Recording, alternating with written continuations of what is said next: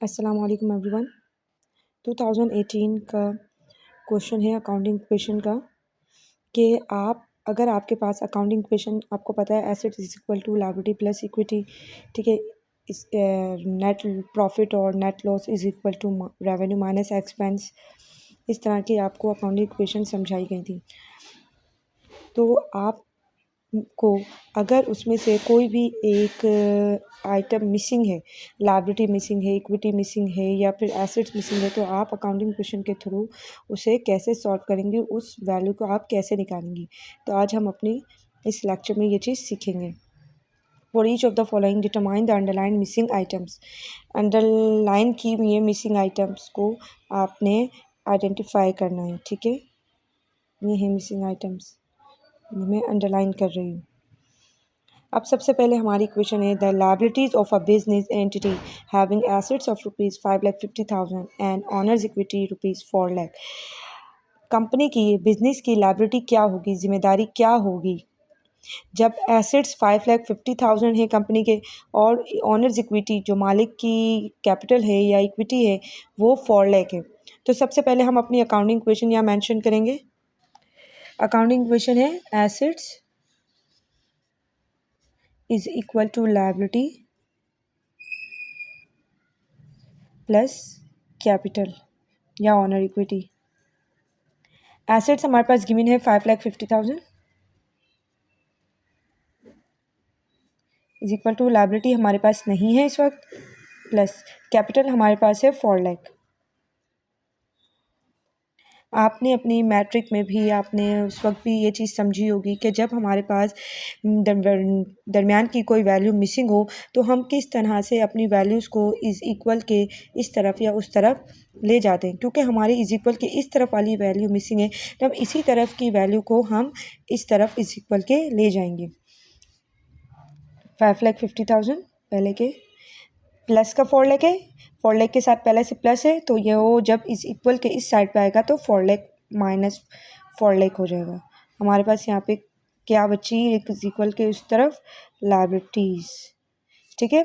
अगर हम सही तरीके से दिखे तो सबसे पहले लायबिलिटीज़ आएगी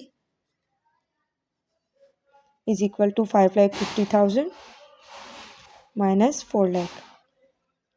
अब 5,50,000 में से 4 लाख आप माइनस करेंगी तो आपके पास 1,50,000 की लायबिलिटीज़ आ जाएंगी। लायबिलिटी अब आपके ऊपर, कंपनी के ऊपर कितने रुपीज़ की जिम्मेदारी है, 1,50,000 रुपीज़ की।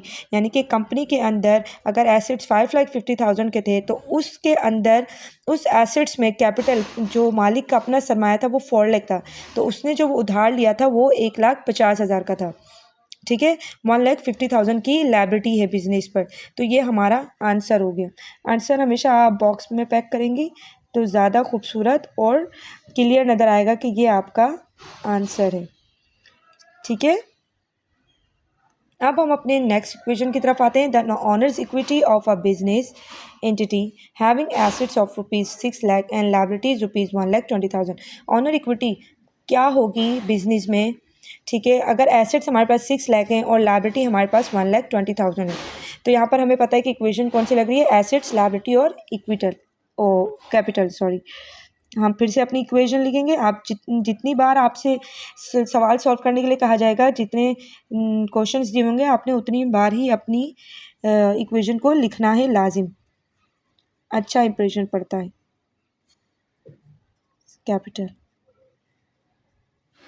एसेट्स हमारे पास गिवन है, एसेट्स कितने हैं, 6 लाख। लायबिलिटी हमारे पास गिवन है 1,20,000 और इक्विटी हमारे पास नहीं है, हमें नहीं मालूम, हमें फाइंड आउट करनी है। अब आप उसके बाद, क्योंकि यहाँ इस तरफ की आपके पास वैल्यू गिवन नहीं है तो आप इज इक्वल के इस तरफ अपनी वैल्यू को ले जाएंगे। तो हम पहले से ही प्रॉपर तरीके से लिख लेते हैं कि capital is equal 6 lakh. Liability के पास यहाँ पर कोई साइन नहीं है, ना तो माइनस की साइन है ना ही प्लस की साइन है, लेकिन इसका मतलब ये है कि यहाँ पर ऑटोमेटिकली प्लस की साइन शो हो रही है, क्योंकि जब कोई साइन शो नहीं हो रही होती तो वो प्लस की साइन होती है। अगर ये माइनस में होती तो यहाँ पर माइनस की साइन शो हो रही होती।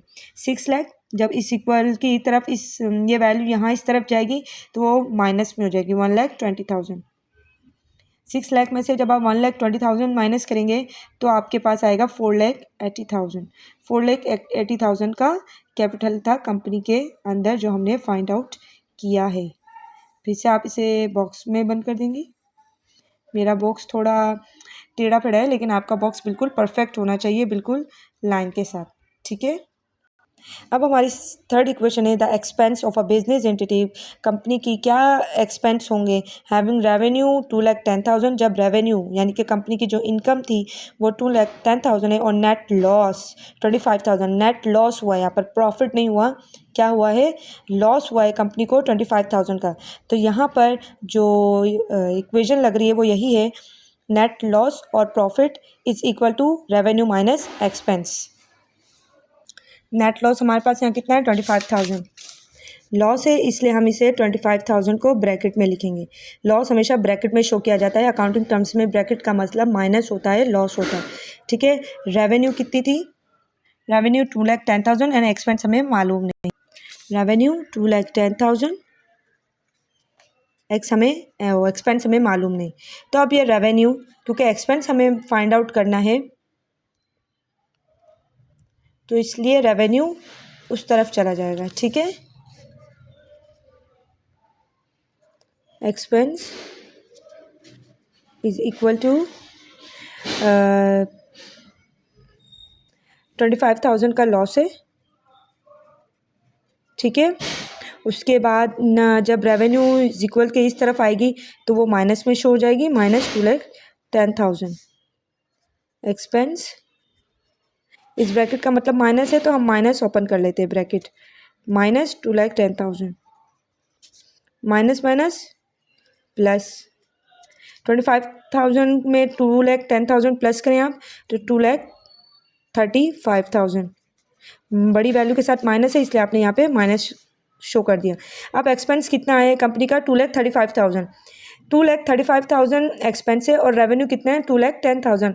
तो इसका मतलब रेवेन्यू से ज़्यादा है एक्सपेंस, जिसकी वजह से कंपनी को 25,000 का लॉस हुआ है, क्योंकि हमारा एक्सपेंस, हमारी कंपनी का जो अखराजात हैं, एक्सपेंस हैं, वो बहुत ज़्यादा थे और रेवेन्यू हमारे कंपनी की कम थी, जिसकी वजह से हमें बिजनेस में लॉस हुआ है। अब इसे आप ब्रैकेट में बंद कर देंगे। आई होप कि आपको ये अकाउंटिंग इक्वेशन समझ में आई होंगी। थैंक यू, अल्लाह हाफिज़।